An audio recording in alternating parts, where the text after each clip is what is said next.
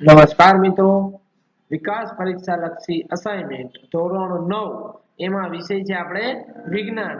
એમાં section B જે છે એનું પ્રકરણ નંબર 12 એનું સંપૂર્ણ સોલ્યુશન આપણે આ વિડીયોમાં જોશું. જો તમે આ વિડીયોમાં નવા હો તો ચેનલને જરૂરથી સબસ્ક્રાઇબ કરજો અને જો આપણા WhatsApp ગ્રુપમાં જોડાવા માંગતા હો તો 78 62 88 44 36 નંબર ઉપર હાઈ લખી અને તમે જે ધોરણમાં ભણતા હો એ ધોરણનું નામ લખી જણાવજો, જેથી એને લગતો ગ્રુપ છે એમાં તમને એડ કરી દેશું. ચાલો વિડીયોની શરૂઆત કરીએ.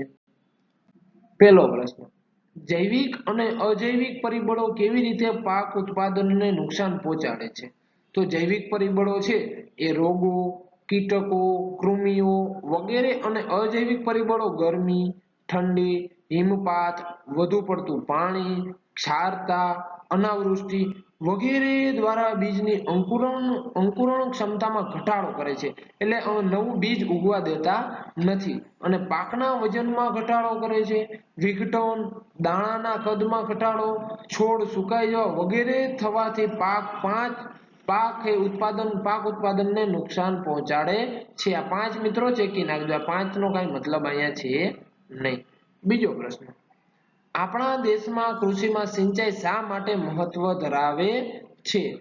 ભારતમાં એટલે કે આપણા દેશમાં મોટા ભાગની કૃષિ વરસાદ પર આધારિત છે. જો વરસાદ સારો થાય તો કૃષિનું ઉત્પાદન સારું આવે, જો ના થાય સારો તો સમજી લેવાનું કે આજકાલ આ વર્ષમાં મરાઈ ગયા. દેશના મોટા ભાગના વિસ્તારમાં સમયસર વર્ષા ઋતુ આવવા પર વૃદ્ધિ સમયગાળામાં પૂરતો વરસાદ થવા પર પાકનું ઉત્પાદન આધારિત છે. આથી ઓછો વરસાદ થવાથી પાક ઉત્પાદન ઘટી જાય છે. જે વર્ષે ઓછો વરસાદ થાય એ વર્ષે ઉત્પાદનમાં પણ શું થાય છે? ઘટાડો થાય છે. વરસાદની અનિયમિતતા, અનાવૃષ્ટિથી શુષ્કતા, સ્થિતિમાં તેમજ પાકની નિયમિત વૃદ્ધિ સમયગાળામાં યોગ્ય સમયે સિંચાઈ કરવાથી સંભવિત પાક ઉત્પાદનમાં વધારો થઈ શકે છે. આ ઉપરાંત ઘઉં, ચણા, વટાણા, રાઈ, અળસી જેવા શિયાળાની ઋતુમાં ઉગાડાતા રવિ પાકના પૂરતા ઉત્પાદન માટે સિંચાઈ મહત્વ ધરાવે છે. મિત્રો, સિંચાઈ હોય તો આપણે આમાં ઉત્પાદનમાં થોડોક વધારો કરી શકીએ છીએ. ત્રીજો પ્રશ્ન, ટૂંક નોંધ લખો. આંતર પાક ઉછેર પદ્ધતિ એટલે શું? તો કે એક જ ખેતરમાં ચોક્કસ તરાહથી 2 અથવા 2 થી વધારે પાકને એક સાથે ઉગાડવાની પદ્ધતિને આંતર પાક પદ્ધતિ કહે છે. કેટલીક હરોળમાં એક પ્રકારનો પાક અને તેની એકાંતરે આવેલી બીજી હરોળમાં બીજો પાક ઉગાડવામાં આવે છે. એટલે કે એક હારમાં એક પાક અને બાજુની જ હારમાં બીજો પાક. જેમ કે સોયાબીન, મકાઈ, બાજરી અને ચોળા. આ ઉછેર પદ્ધતિમાં પાકની પસંદગી એ પ્રકારે કરવામાં આવે છે કે તેમના પોષક દ્રવ્યોની આવશ્યકતાનો ભિન્ન હોય.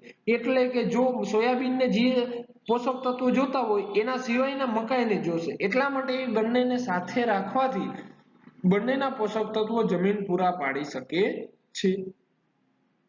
તેથી પોષક દ્રવ્યોનો મહત્તમ ઉપયોગ થાય અને પોષક દ્રવ્યો માટે તેમની વચ્ચે કોઈ સ્પર્ધા ના થાય. એટલે કે જો મકાઈ અને બાજુમાં જ હારમાં મકાઈ હોય તો પછી બંનેને જરૂરી પોષક તત્વો હોય જમીન પૂરા પાડી ના શકે. એનો લાભ શું થશે? તો કે બંને પાકનું ઉત્પાદન સારું મેળવી શકાય છે. એક પ્રકારના પાકના તમામ છોડમાં જીવાત અથવા રોગોને ફેલાતા અટકાવી શકાય છે. ચાલો એના પછીનો જુઓ ચોથો પ્રશ્ન, પશુધન ઉછેરના હેતુ જણાવી ભારતીય પશુધનની મુખ્ય જાતિઓના નામ લખો. એટલે કે એની વિશેષતા, એટલે કે એનો શું ફાયદો થાય. પશુધન ઉછેરનો હેતુ શું છે? તો કે દૂધ ઉત્પાદન, ખૂબ મોટા પ્રમાણમાં દૂધ ઉત્પાદન કરવું, ખેડવું, સિંચાઈ અને ભાર વહન જેવા ખેતી સંલગ્ન કાર્યક્ષમ માટે પશુધન ઉછેરવામાં આવે છે. એટલે કે બળદ છે, બળદગાડા માટે, સિંચાઈ માટે પણ પશુધનનો ઉપયોગ થાય છે. ભારતીય પશુધનની મુખ્ય જાતિઓના નામ ગાય છે, ભેંસ છે, આ બધા છે શું છે? પશુધન ઉછેર છે, મુખ્ય જાતિ છે. ચાલો પાંચમો પ્રશ્ન જોઈએ.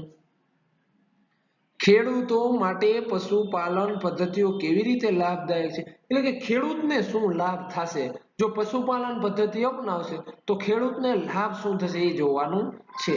તો એના જવાબમાં મિત્રો પાલતુ પ્રાણીઓના એને લાભ નીચે મુજબ છે. એમાં પહેલું, પાલતુ પ્રાણીઓની સંતતિઓને એટલે કે એના નીચેના ધારો કે કૂતરું હોય તો એના ગલુડિયા છે, સુધારેલ જાતો મેળવી શકાય છે. ધારો કે ગાય હોય, જર્સી ગાય હોય તો એની સુધારેલ જાત આપણે મેળવી શકીએ છીએ. દૂધ, ઈંડા, દૂધ કોણ આપે છે? ગાય છે, ભેંસ છે, દૂધ આપે છે. મરઘી હોય તો ઈંડા, માંસ, માછલી આપે છે. મધનું ઉત્પાદન વધારે મેળવવા થાય છે. પાલતુ પ્રાણીઓના રહેઠાણ, ખોરાક, સ્વાસ્થ્યની કાળજીનું વ્યવસ્થાપન કરવામાં આવે છે. આ બાબતો ખેડૂતને તેમની આર્થિક સ્થિતિમાં સુધારવા માટે મદદરૂપ થાય છે. એટલે કે પાલતુ પ્રાણીને પાળવાથી દૂધ ઉત્પાદન, ઈંડા છે, માંસ છે, માછલી, મધ આ બધાનો પાક આવવાથી જો એ બજારમાં વેચશે તો એની આર્થિક સ્થિતિમાં સુધારો થશે.